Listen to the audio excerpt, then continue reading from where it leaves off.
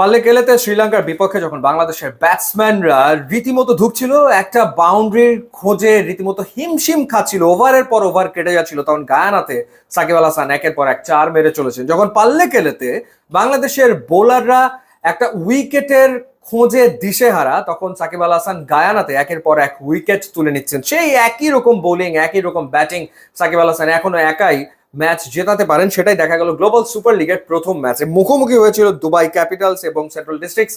সেই ম্যাচটা সাকিব আসলে জিতেছেন। ব্যাটিংয়ে 58 রানের একটা ইনিংস খেলেছেন 37 বলে, যেখানে 7টা চার এবং একটা ছক্কা মেরেছেন, এবং তিনি দলের পক্ষে সর্বোচ্চ রান করেছেন। একাই ইনিংসটাকে আসলে টেনেছেন, কারণ একটা সময় 108 ছিল 6 উইকেটে দলের রান, সেখান থেকে 165 পর্যন্ত মূলত আসলে তিনি নিয়ে গেছেন।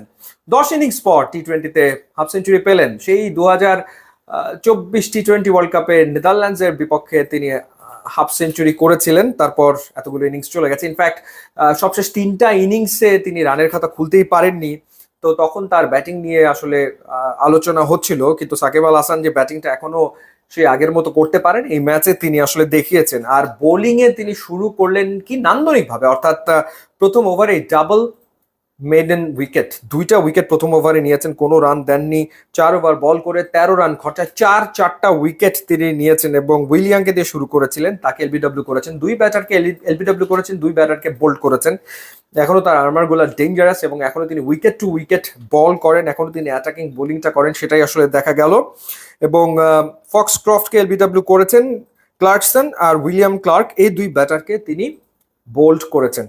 তার যে অলরাউন্ড পারফরমেন্স, তার পারফরমেন্সই দুবাই ক্যাপিটালস তারা আসলে প্রথম ম্যাচে জিতেছে। ইন্টারেস্টিং ব্যাপার হচ্ছে, এই টুর্নামেন্টে তো বাংলাদেশের বিপিএল এ খেলা রংপুর রাইডার্সও আছে, এবং আমরা শুনছিলাম যে রংপুর রাইডার্স হয়তো সাকিব আল হাসানকে দলভুক্ত করবে, কিন্তু শেষ মুহূর্তে তারা আর নিতে পারেনি, যে কারণে দুবাই ক্যাপিটালস সেই সুযোগটা পেয়ে যায় সাকিবকে দলভুক্ত করার।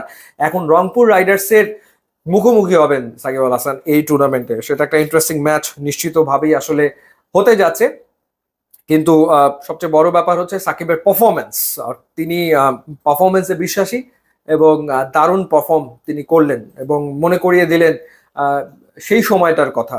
অর্থাৎ যখন তিনি আসলে বলা যায় যে তার সেরা ফর্মে আসলে ছিলেন, মানে সেই 2019 ওয়ার্ল্ড কাপের ওই সময়টার কথাই বোধহয় তিনি মনে করিয়ে দিলেন তার পারফরমেন্স দিয়ে।